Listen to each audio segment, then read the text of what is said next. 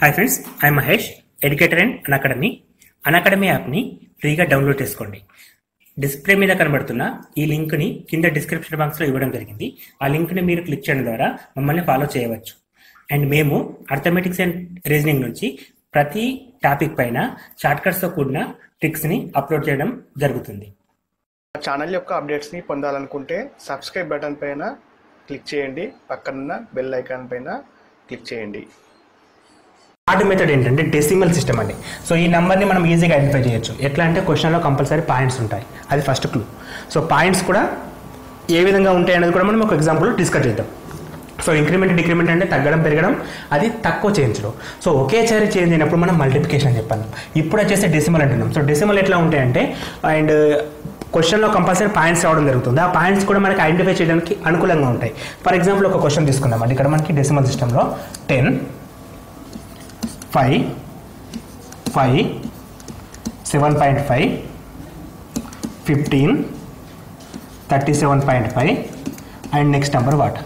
ఇది ఒక క్వశ్చన్ ఉందండి ఇక్కడ మనకి. ఈ క్వశ్చన్ చూడగానే మనం ఐడెంటిఫై చేయడం ఎట్లంటే డెసిమల్ సిస్టమ్ అని చెప్పేసి ఫైండ్ అవుట్ చేయడానికి మనకి నంబర్స్ ఇంక్లూడింగ్ పాయింట్స్ ఉన్నాయి. సో ఈ క్వశ్చన్లో మనకి డెసిమల్స్ పాయింట్స్ కనబడుతున్నాయి కాబట్టి దాన్ని డెసిమల్ సిస్టమ్ అని చెప్పేసి ప్రైమరీగా మనం ఐడెంటిఫై చేయొచ్చు. సో ప్రైమరీగా మనం మెథడ్ ఐడెంటిఫై చేసిన తర్వాత మరి ప్రాబ్లం ఎట్లా చేయాలి. ప్రైమరీగా మెథడ్ అయితే ఐడెంటిఫై చేసినాం కదా. సో నెక్స్ట్ ఆన్సర్ ఎట్లా రావడానికి ఛాన్స్ ఉందో చూద్దాం. సో ఫస్ట్ ఏంటంటే మెథడ్ని ఐడెంటిఫై చేయడం ఇంపార్టెంట్. సో మనకి ఏంటంటే అని తెలియకుండా ప్రతిదానికి ప్లస్ చేయడం, ప్రతిదానికి డిక్రీజ్ చేయడం ద్వారా టైం వేస్ట్ అవుతుంది. ఎందుకంటే మనకి టైం అనేది చాలా ఇంపార్టెంట్. అండ్ వన్స్ అగైన్ అట్లా టైం చేసుకుంటూ వెళ్తే ప్రాసెస్ ఎక్కువ లెంత్ అవుతుంది, ప్రాబ్లం రావడానికి తక్కువ ఛాన్సెస్ ఉంటాయి. అట్లా కాకుండా ఫస్ట్ క్వశ్చన్లో మెథడ్ ఐడెంటిఫై చేయడం నేర్చుకోండి. సో మెథడ్ ఐడెంటిఫై చేయడం ఏంటంటే క్వశ్చన్లో ఇంక్రిమెంట్ ఉంది, తక్కువ ఇంక్రిమెంట్ అయింది. సో అది ఫస్ట్ మెథడ్ కిందకి వస్తుంది.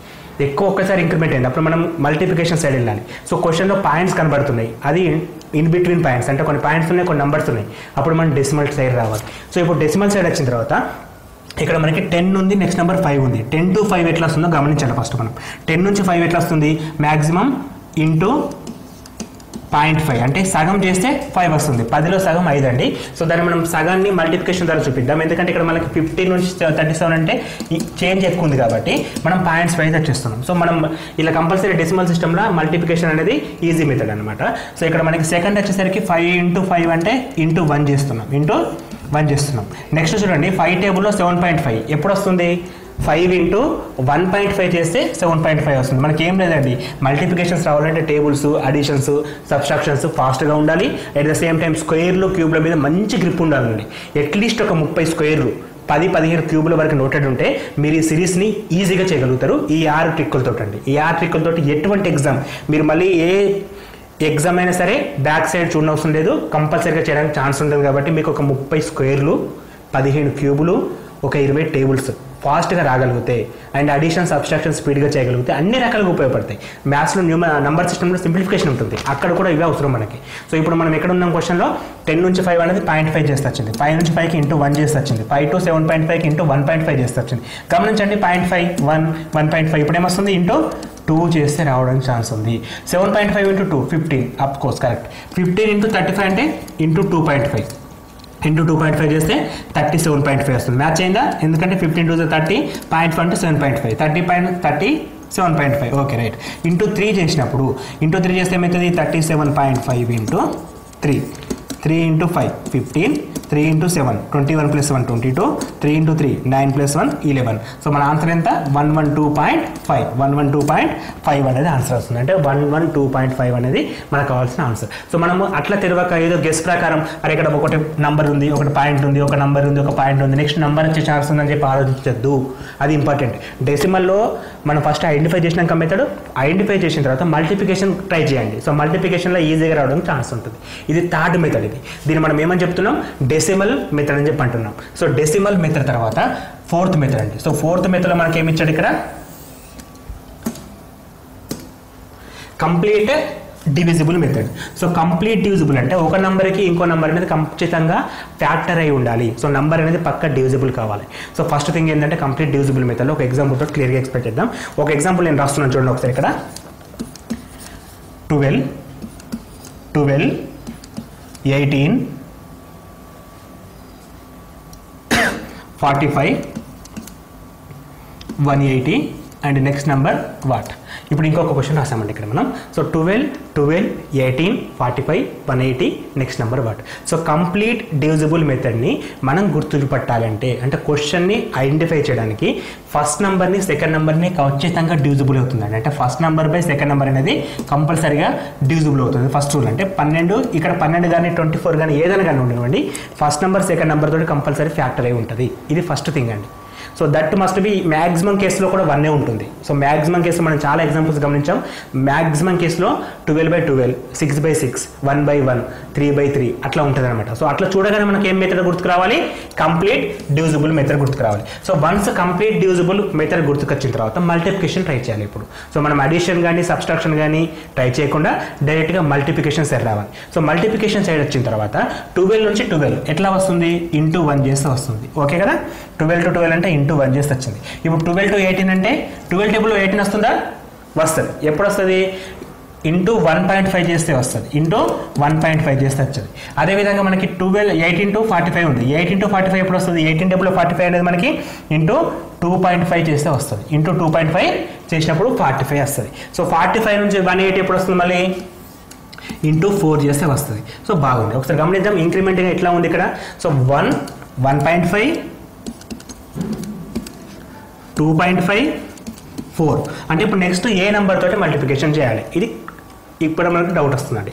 సో 1 నుంచి 1.5 అంటే ఇంక్రిమెంట్ ఎంత అయింది ఇక్కడ మనకి? సపోజ్ ఇక్కడ మనకి 1 to 1.5 అంటే 0.5 ఇంక్రిమెంట్ అయింది. సో ఇక్కడ వచ్చేసరికి 1 ఇంక్రిమెంట్ అయింది. ఇక్కడ ఎంత అయింది? 1.5 ఇంక్రిమెంట్ అయింది. అంటే ఇప్పుడు ఇంక్రిమెంట్ 2 ఉండాలి కాబట్టి ఇంటూ +2 చేస్తే +2 చేస్తే 6 వస్తుంది.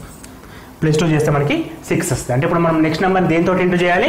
ఇంటూ 6 తోటి మల్టిప్లికేషన్ చేయాలి. సో 180 ఇంటూ 6 అని చేస్తే ఇప్పుడు నెక్స్ట్ మనకు కావాల్సిన ఆన్సర్ వస్తుంది. సో 180 ఇంటూ 6 అంటే 18,108 పక్కన 0 1080 వచ్చింది. సో 1080 బాగుందండి. కానీ ఆన్సర్లో 1080 లేనప్పుడు 1080 ఆన్సర్లో లేదు. అప్పుడు మనం కొంచెం షార్ప్గా ఆలోచించి చేసిన ప్రాసెస్ మొత్తం కరెక్టే అట్లని చెప్పి మొత్తం క్వశ్చన్ వేరే రకంగా ఆలోచించద్దు. ఎప్పుడైనా సరే 12/12 ఉందంటే completing square method. So completing divisible method. So divisible method మనం పక్కా మల్టిప్లికేషన్ చేసినాం, అది బాగానే ఉంది. కానీ నెక్స్ట్ నెంబర్ దేనితో మల్టిప్లికేషన్ చేయాలనేది చిన్న క్లారిఫికేషన్ వస్తుంది ఇక్కడ మనకి. నెక్స్ట్ నెంబర్ అనేది దేనితో మల్టిప్లికేషన్ చేస్తున్నాం అనేది చిన్న క్లారిఫికేషన్. ఇక్కడ మనకి 6 తోటి చేయాలా వేరే నెంబర్తో చేయాలనేది ఇంపార్టెంట్. సో ఇక్కడ మనం 6 అనేది ఎందుకు తీసుకున్నామంటే ప్రతిసారి కూడా మనకి ఇంక్రిమెంట్ అనేది ఇక్కడ నుంచి ఇక్కడికి 0.5, ఇక్కడ నుంచి ఇక్కడికి 0.5, ఇక్కడ నుంచి ఇక్కడికి 0.5 వస్తుందని ఊహించినాం. అట్లా కాకుండా ఇప్పుడు 1 + 1.5 = 2.5, 1.5 + 2.5 = 4. సో ఇప్పుడు 2.5 + 4 = 6.5 అని తీసుకుంటాం. సో ఇప్పుడు 6.5 తోటి కూడా మల్టిప్లికేషన్ చేయడానికి ఛాన్స్ ఉంది. ఈ క్వశ్చన్ ఇప్పుడు మనం 6.5 తోటి చేసినప్పుడు కూడా ఆన్సర్ కరెక్టే అవుతుంది. కానీ మనకు ఆప్షన్లో ఏ ఆన్సర్ ఉందో దాన్ని మాత్రమే బేస్ చేసుకొని మనం చేయాలి. ఫస్ట్ థింగ్ 6 తోటి చేస్తాం, అప్పుడు 1080 వచ్చింది. కానీ ఆన్సర్లో 1080 లేదు. At the same time none of this కూడా లేదు. సో అప్పుడు వేరే ఆప్షన్ ఉన్నప్పుడు మనం ఏం చేయాల్సి వస్తుంది? ఇంటూ 6.5 ఉంది కదా, అంటే సెకండ్ థింగ్ ఇప్పుడు మనకి ప్లస్ చేయడం ద్వారా అంటే 1 + 1.5 2.5, 1.5 + 2.5 4, 2.5 + 4 = 6.5. అంటే సో ఈ 180 ఇంటూ 6.5 చేసినప్పుడు మనకు కావాల్సిన ఆన్సర్ వస్తుంది. సో 180 + 6.5 చేసినప్పుడు ఆన్సర్ ఎంత వస్తుంది? మల్టిప్లికేషన్గా 1170 అంటే 1170 అనేది రావడం జరుగుతుంది. సో ఇప్పుడు ఆన్సర్ ఎంత? 1170 కరెక్టే, 1080 కరెక్టే. అక్కడ ఆప్షన్లో ఏది కరెక్ట్ ఉందో ఆ రెండు ఇవ్వడండి, ఏదో ఒకటి ఉంటుంది. సో దాన్ని మనం బేస్ చేసుకుంటాం. ఇఫ్ ఈవెన్ దో రెండు ఇచ్చినప్పటికీ కూడా మనం సెకండరీ మెథడ్ ఫాలో కావాలి. అది చిన్న లాజిక్ అండి. సో అప్పుడు మాత్రమే సెకండరీ మెథడ్కి వెళ్తాం. సో ఇది completing divisible method. Completing divisible method మనం ఎట్లా గుర్తుంచుకోవాలి? ఫస్ట్ నెంబర్ సెకండ్ నెంబర్ కంప్లీట్గా డివిజిబుల్ చేస్తుంది, అది క్లూ అండి. ఫస్ట్ నెంబర్ని సెకండ్ నెంబర్ కంప్లీట్గా డివిజిబుల్ చేస్తుంది, అది క్లూ. దాన్ని గుర్తుపెట్టుకుని మనకి first number by second number ఉన్నప్పుడు కంప్లీట్ డివిజిబుల్ మెథడ్కి వెళ్తాం. ఇంతకుముందు చెప్పిన డెసిమల్ మెథడ్లో ఏం చేస్తాం? కంపల్సరీ క్వశ్చన్లో పాయింట్స్ ఉంటాయండి. సో పాయింట్స్ ఉన్నప్పుడు మనం డెసిమల్ మెథడ్ అంటాం. అండ్ అంతకంటే ముందు డిస్కస్ చేసిన మల్టిప్లికేషన్ ఎట్లా ఉంటుంది? ఇంక్రిమెంట్ కానీ డిక్రిమెంట్ కానీ ఒకేసారి అవుతుంది, అప్పుడు దాన్ని మనం మల్టిప్లికేషన్ మెథడ్ అంటాం. దానికంటే ముందు డిక్రిమెంట్ అంటే డిక్రిమెంట్ కావచ్చు ఇంక్రిమెంట్ కావచ్చు, ఒక ప్రాసెస్లో ఇంక్రిమెంట్ అవుతుంది. అప్పుడప్పుడు డైరెక్ట్గా కాకుండా ఇంక్రిమెంట్ డిక్రిమెంట్ క్వశ్చన్స్ ఉంటాయి. మీరు జాగ్రత్తగా గమనించాల్సిన విషయం అదొకటి ఉంటుంది. సో ఇది మనకి 4th మెథడ్. నెక్స్ట్ వచ్చేసి 5th మెథడ్ ఒకటి ఉందండి. సో 5th మెథడ్ ఏమంటున్నాం మనం? ఆఫ్ ప్యాటర్న్ మెథడ్ అంటున్నాం. సో ఆఫ్ ప్యాటర్న్ మెథడ్ ఎట్లా ఉంటుందో కూడా చూద్దాం. సో ఆఫ్ ప్యాటర్న్ మెథడ్లో క్వశ్చన్స్ ఏ విధంగా అడుగుతాడో వాటిని ఎట్లా సాల్వ్ చేద్దామో చూద్దాం. Of pattern method. So of pattern method మనం ఫస్ట్ ఐడెంటిఫై చేయడం ఎట్లా అంటే ఒక ఎగ్జాంపుల్ తీసుకుంటామండి. ఇక్కడ ఎగ్జాంపుల్ వచ్చేసి 170, 90, 100, 165, నెక్స్ట్ నెంబర్ ఏంటి, ఇది క్వశ్చన్ అండి. సో ఇప్పుడు మనకి 170, 90, 100, 165 క్వశ్చన్ గమనించినప్పుడు ఫస్ట్ నెంబర్కి సెకండ్ నెంబర్కి దాదాపుగా సగం కావడానికి ఛాన్స్ ఉంటుంది. అంటే ఆన్ అండ్ యావరేజ్గా సగం అవుతుంది. అంటే ఇక్కడ తగ్గింది, తర్వాత పెరుగుతుంది. గమనించరా? సో ఫస్ట్ ఏమైంది, వాల్యూ తగ్గింది, తర్వాత ఏమవుతుంది, వాల్యూ ఇంక్రిమెంట్ అవుతూ ఉంది. సో హాఫ్ ప్యాటర్న్ మెథడ్లో వాల్యూస్ ఎట్లా ఉంటాయి, ఇప్పుడు మనకి తగ్గి పెరగడం జరుగుతుంది. సో ఇటువంటి క్వశ్చన్స్ మనం హాఫ్ ప్యాటర్న్ కింద డిస్కస్ చేస్తాం. సో హాఫ్ ప్యాటర్న్లో ఫస్ట్ ఏమైంది, 170 కాస్త 90 అయిపోయింది, 90 నుంచి 100 అయింది, ఇంక్రిమెంట్ అయింది. ఇంతకుముందుకేమో అట్లా కాకుండే, డైరెక్ట్గా ఉండే. సో అవన్నీ కూడా 4 మెథడ్స్ అండి. ఫస్ట్ 4 మెథడ్స్ ఈజీగా ఐడెంటిఫై చేయొచ్చు. అంటే ఇంక్రిమెంట్ కానీ ఒకే విధంగా ఉంటుంది, తగ్గడం పెరగడం అనేది ఒకే విధంగా ఉంటుంది. కానీ ఇక్కడికి వచ్చిన తర్వాత ఏమైంది, ఫస్ట్ తగ్గింది, తర్వాత పెరుగుతుంది. ఆ తగ్గుదల కూడా ఎట్లా ఉంది, ఫస్ట్ నెంబర్ నుంచి సెకండ్ నెంబర్కి ఆల్మోస్ట్ సగం అయిపోయింది నెంబర్ ఒకసారి. సో దీన్ని హాఫ్ ప్యాటర్న్ అంటాం. సో ఇది గుర్తుపట్టినాం కదా, మరి ఇక్కడ లాజిక్ ఏంటో చూద్దాం. సో ఇక్కడ నుంచి ఇక్కడికి ఎట్లా వస్తుంది అంటే, ఫస్ట్ ఆఫ్ ఆల్ హాఫ్ అంటే 0.5 చేయాలి ఫస్ట్, మ్యాండేటరీ పక్క. 170 × 1.5 అంటే 0.5 అంటే ఎంత అవుతుంది, అందులో సగం. 170లో సగం ఎంత, 85. 85 నుంచి 90 ఎట్లా వస్తుంది, ప్లస్ 5 చేస్తే 90 వస్తుంది. ఓకే, 90 నుంచి 100 ఎట్లా వస్తుంది, మళ్ళీ 90 × 90 ప్లస్ 10, 100. ఇప్పుడు మనం 0.5 చేసినాం, ప్లస్ 5 చేసినాం, 1 చేసినాం, ఇంటూ ప్లస్ 10 చేసినాం. ఇక్కడి నుంచి ఇక్కడికి ఎట్లా వస్తుంది అంటే, ఇంటూ 1.5 ఎంత అండి, 100 × 1.5 150. 150కి ఎంత యాడ్ చేయాలి, ఇప్పుడు మనం 15 యాడ్ చేస్తే 165 వచ్చింది. ఇప్పుడు గమనిస్తున్నాం కదా మనం, 0.5 1 1.5 నెక్స్ట్ ఏం వస్తుంది, ఇంటూ 2 అంటే 165 × 2. మరి ఎంత యాడ్ చేయాలి, 5 10 15 ప్లస్ 20. సో మనకి ప్లస్ 20 అంటే 165 × 2 అంటే మనకి ఎంత వస్తుంది, 300, 330 ప్లస్ 20 350. ఆన్సర్ ఎంత ఇప్పుడు మనకి ఫైనల్గా 350 అనేది ఆన్సర్ అవుతుంది. సో ఈ ప్యాటర్న్ గుర్తుపెట్టడానికి ఎట్లా లాజిక్ ఏంటంటే, second number by first number చేసినప్పుడు, first number by second number చేసినప్పుడు ఆల్మోస్ట్ ఆల్ సగంకి దగ్గరలో ఉంటుంది.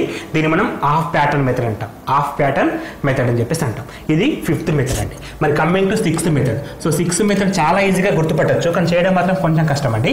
దాని పేరు వచ్చేసి square or cube method. So square కావచ్చు, క్యూబ్ కావచ్చు, ఏ విధంగా ఉంటుంది, ఎట్లా చేద్దామో చూద్దాం. ఒక ఎగ్జాంపుల్ తీసుకుందాం. First of all square or cube మెథడ్లో చాలా మంచిగా ఉంటాయండి ఎగ్జాంపుల్స్, చాలా లాజికల్గా కూడా ఉంటాయి. అది ఏంటనేది చాలా కష్టం ఈజీగా ఐడెంటిఫై చేయడం. 1 2 6 33 49 నెక్స్ట్ నెంబర్ వాట్. ఇప్పుడు మనకి ఈ స్క్వేర్ లాజిక్ కానీ క్యూబ్ లాజిక్ కానీ గుర్తుపట్టడానికి ఏంటంటే, నంబర్స్కి స్క్వేర్కి దగ్గరలో ఉంటాయి. ఫస్ట్ థింగ్ అండి, ప్రైమరీ థింగ్ ఏంటంటే, నంబర్స్ స్క్వేర్కి చాలా దగ్గరలో ఉంటాయి. సో నంబర్స్ స్క్వేర్కి దగ్గరలో ఉన్నప్పుడు ఏ విధంగా ఉన్నాయో చూద్దాం. ఫస్ట్ ఇంక్రిమెంట్ చూస్తున్నాడు ఎంత ఉంది అనేది, ఎందుకంటే మనకి డైరెక్ట్గా మెథడ్ ఐడెంటిఫై చేయడం కష్టం కదా. సో ఇంక్రిమెంట్ ఎంత వస్తుంది, 1 to 2 అంటే 1 వచ్చింది ఇంక్రిమెంట్, 2 to 6 అంటే 4 వచ్చింది, 6 to 33 అంటే 6 నుంచి 33 అంటే 27 వస్తుంది.